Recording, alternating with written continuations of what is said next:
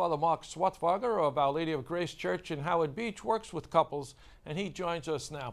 Father Marc, marriage among millennials seems to be holding up, and the divorce rate is plummeting. What do you attribute that to? Well, I think there's two factors that are contributing to the divorce rate going down. Within the cohort of the millennials, there's less of them getting married, and so by consequence, there's less of them getting divorced.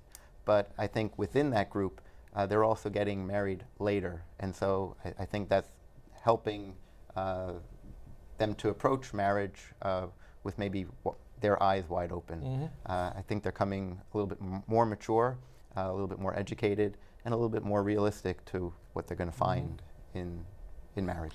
Is that your experience in the parish? Are there fewer marriages in the church these days over the course of a year? There are fewer, yes. We're definitely preparing less couples for the sacrament of marriage. And the ones that are coming forward tend to be late 20s, like 27 to 35.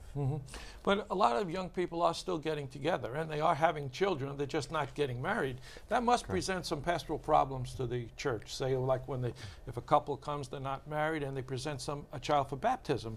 What do you say to them? Well, we definitely encourage a conversation.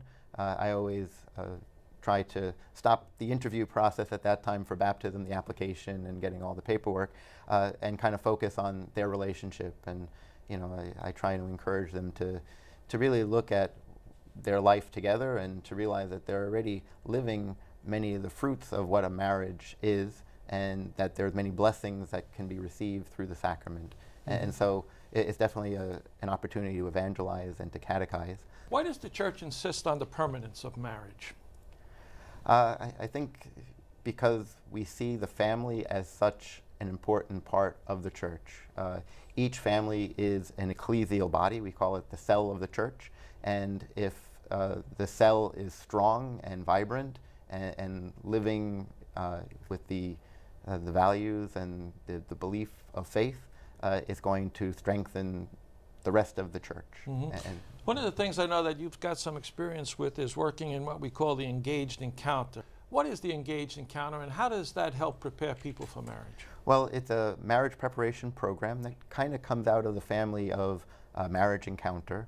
The Marriage Encounter movement realized that they wanted to help young couples to prepare well for marriage. And so it's a weekend retreat where they spend with other couples like themselves looking at marriage, but really it's a focusing on themselves to look at where they are in their relationship.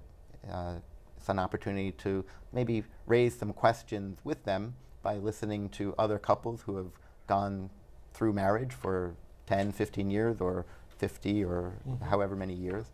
And so they look through their life and their preparation, and they're given an opportunity to look at have they asked the questions about finance, or have they looked at how they communicate, or I think one of the greatest benefits of the Engage Encounter weekend is that it is a weekend away, a retreat, and so it's an opportunity to teach the couples how to pray.